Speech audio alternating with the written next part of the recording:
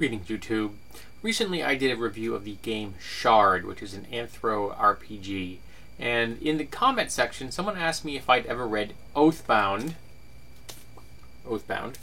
And I actually own a copy, it's in my hand, but I never really looked at it. Yes, I own enough role-playing games that I have not even looked at some of the ones in my own collection. I believe I bought this as part of a lot I got at some bargain bin years ago. Just never got around to reading it. And the person suggested it because he said there was a number of anthro animal races in it that I might find interesting. So I picked the book up and looked at it, specifically to look at the races and any information about those races. I wasn't actually reading the setting material in this book, and it's a pretty hefty sized book. It's not small. It's the size of like the DMG, the Player's Handbook. The bulk of this book is the setting for the Forge, the Oathbound setting. Now, the Forge is a place where player characters are brought, or creatures are brought, to be tested, to be put into the fires of competition, to be put into the whole idea of that which does not kill me makes me stronger. And there is a mystical force that draws individuals or groups of individuals into the Forge to have them tested. Now, you could use this campaign setting in a number of different ways. You could use the races that are presented here, or other races, because obviously you can have any race you want to, theoretically. Have the players design them for the game in the Forge from the get-go. You could also use this in taking an entire group that was in another campaign, say Forgotten Realms. They're getting bored, say at 14th or 15th level. Fine. You just pluck the entire party, dump them into the Forge, and see what happens.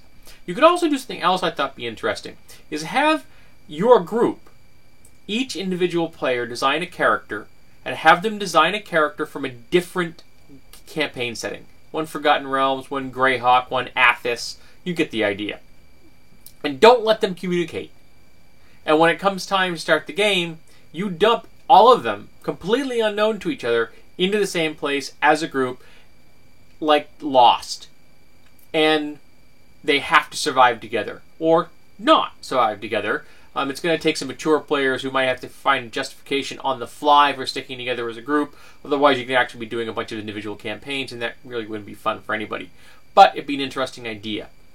But no, really, what I wanted to read in this was the races. And the races they present are the Asheraki, the Septu, Chromithians, Dover, Faust, Frey, Haze, Lunar, Nightling, Picker, Silver, and Valco. I'm not really excited about some of the names, but that's life. Now, the first race here, the Asheraki. There we go. No, there you go. No glare. Nicely illustrated. A large race. +2. A level of adjustment. A level of adjustment of +2, so it's +2 LA. And a number of these races have level adjustments because they are powerful. And I'm reading this and I'm thinking, okay, how would I do these in Pathfinder? I couldn't help myself. And I think you could probably play with these very slightly and lower the level adjustment, say, by 1. They were still a number that are going to be very powerful, but some of them would become at least a little more reasonable.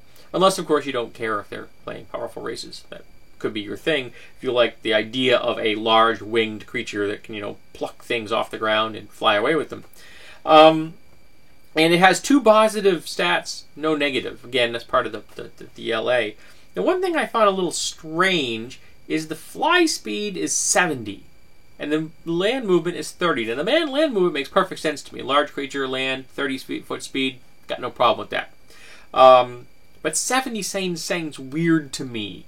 I'm just used to speeds being some divisor or multiple of 30, like a 15 or a 30 or a 60. 70 it just seems weird to me, and I don't quite understand what the justification was. Now, I'm not going to go into horrible detail about each one of these races. I'm just going to kind of do a quick overview. The amount of information on this particular race is fairly scant. It's like probably 2 columns, along with the cool illustration. And there's a number of inconsistencies in that, like that. A number of these races get huge write-ups, and other races don't. For example, this race also very cool. You know, a cephalopod gets, what, 2.5 pages of information? That's a lot of data, which is cool. I mean, they are very alien. I like very alien races. These are also a level adjustment of only +1. They do have some disadvantages because they are floating, floating, you know, not cephalopods, sorry, floating jellyfish. So, you know, very strange and alien things. And, of course, they have some advantages like 360 vision. They can swim, of course. They're medium size, which is nice. They have a sting, which is also not uncommon for a jellyfish. They're telekinetic. It's how they float through the air. They can't do it when they're sleeping, so they have to find something to either suspend them, like in a sling or in water, to sleep at night. I thought that was kind of flavorful. The hover ability. And I thought that was really nice. That illustration right there and the information about this particular race, to me, was well worth whatever price I paid for the book. The next is the Chromithian, which is a small-winged, dragon-like race. Again, we'll give you a view here.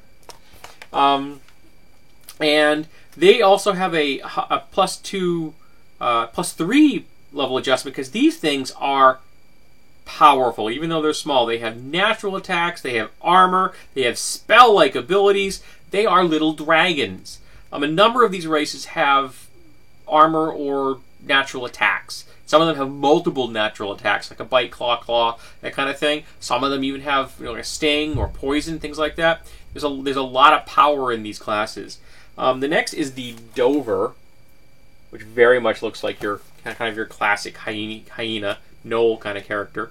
And these are straight up no level adjustment, which is kind of nice, but they threw something in there. They have a bite. They're good at listening. They have ambidexterity, which is nice.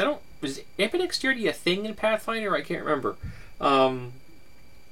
They also have the scent ability, which is also very cool. Makes a good ranger type, you know, hunter character. Next we have the Faust, and the Faust is the first character illustration that I really didn't like. And let me show you the other one, next one over here while I'm here.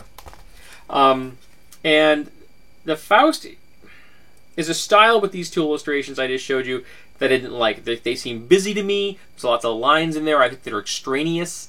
It muddled things for my eye. I didn't like the lines. So, and the Faust are another +3 adjustment. Very strong. Their natural armor of +6. They have they can listen. They have 2 large claws.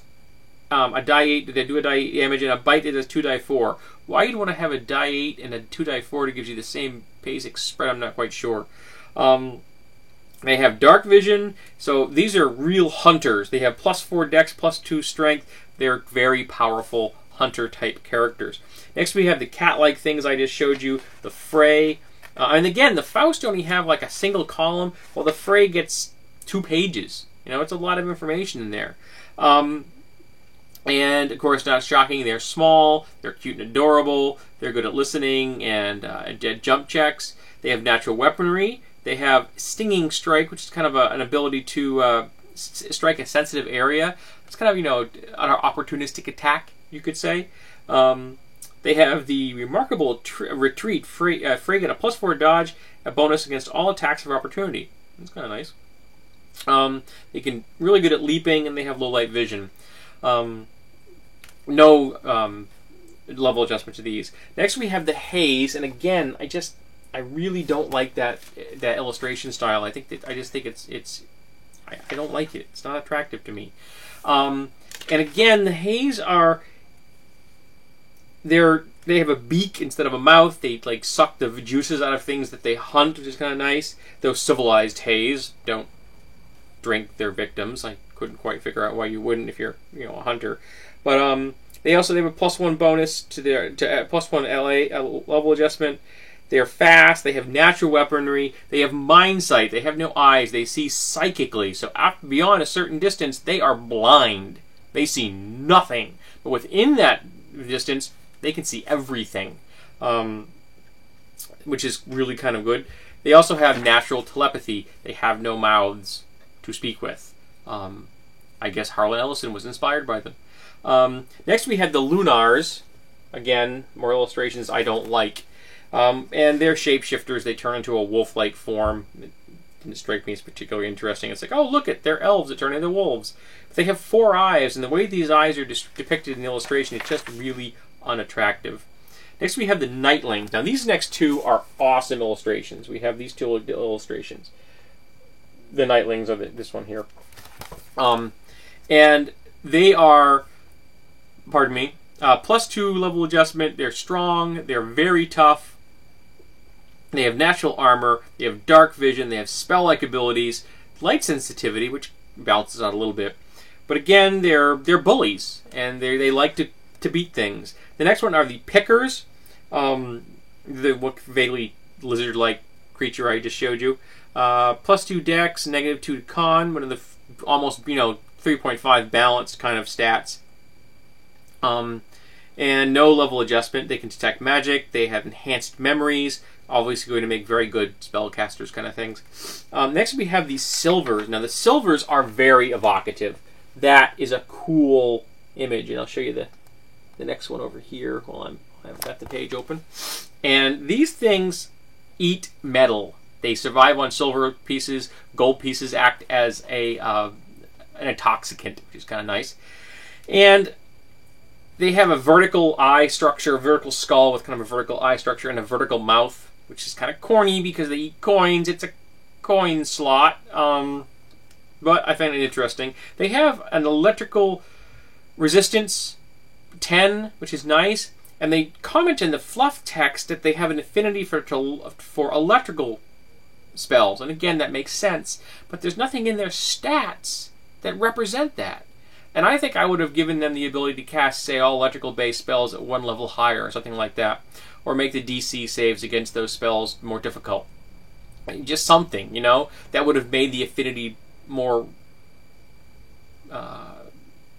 applicable, maybe? Yeah, that's the word I'm looking for. And last we have the Valko. They're the goat-like creature I just showed you, or the deer-like creature. Strong, tough, not all that charismatic, and not very dexterous. Medium-sized, natural armor. They're hardy, and they're interesting, but not all that flavorful. And there's not a lot of information. And then we get into a bunch of flora and fauna, which is nice because that's always a handy way to get connected to a campaign or a world if you know what the flora and fauna, how it differs from the world that you're used to. A bunch of prestige classes that really none of them excited me in the least. I'm like, yeah, they're prestige classes. But then they came up with an idea here I had never really seen before and I really liked, called prestige races. And what these are is at certain levels you can spend experience points to take different abilities, essentially genetic modifications to your character. And they're a feat tree, essentially. So if you take the first one, that allows you to buy the second one, which allows you to get to the third one, all the way up to whatever the maximum of that particular tree is. Like, I think most of them have like 4 or 5 steps. And of course, if their GM would allow it, you could take multiples of the different trees if you mix and match them and make some really mutant freaky things. Though I could well see a GM saying, no, once you commit yourself to one of these particular feat trees, that's all you can do, which I think would be reasonable. But for example, you have the focus of the beast, which is the feral creature, which gives you gain an armor bonus of +2 and cold resistance. Then the next step is the wild creature, which gives you gain natural weaponry, claws, and a bite. So you become more animal-like with this particular one. Then you have the focus of the body, which increases con by 2, gives you immunity to disease, including magic diseases. And then next is the sinewed creature, which increases strength. So you're building up, making yourself physically tougher with that particular one. And then there's the focus of the deep, makes you kind of a deep one. Focus of the fair and foul, which gains a charisma bonus first step. Then you get an inherent bonus to charisma, empathy and handling checks. You gain use magical device as a class skill. You have the focus of the green, verdant kind of. I'm focusing on being plant-like and with the world around me. Focus of protection, which gives you an armored shell. Focus of the quill, which gives you spiky bits all over your body. Focus of the Senses, which gives you enhanced senses beyond what you normally would have. Focus of the Serpents, which has an awesome illustration. Again, that's very well done. And again, gives you a bite attack and things like that. And the rest of this book, which is fairly big, is all the campaign setting, which I really wasn't interested in. Now, I liked the whole idea of the prestige races. I think it was cool.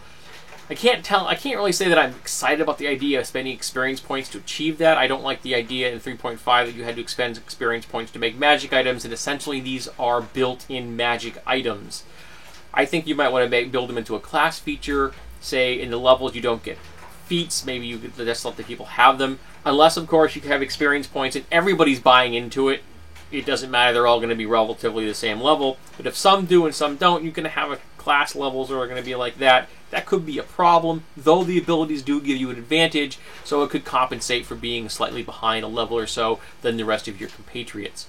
Overall, I found the Oathbound book fascinating as far as the races involved and the racial concepts with the prestige races. I really quite enjoyed it. I'm glad I have it in my collection. I'm glad someone suggested I read it. So if you're interested in an unusual setting with some unusual races and with some nice ideas of what to do with those races, I really do recommend this book.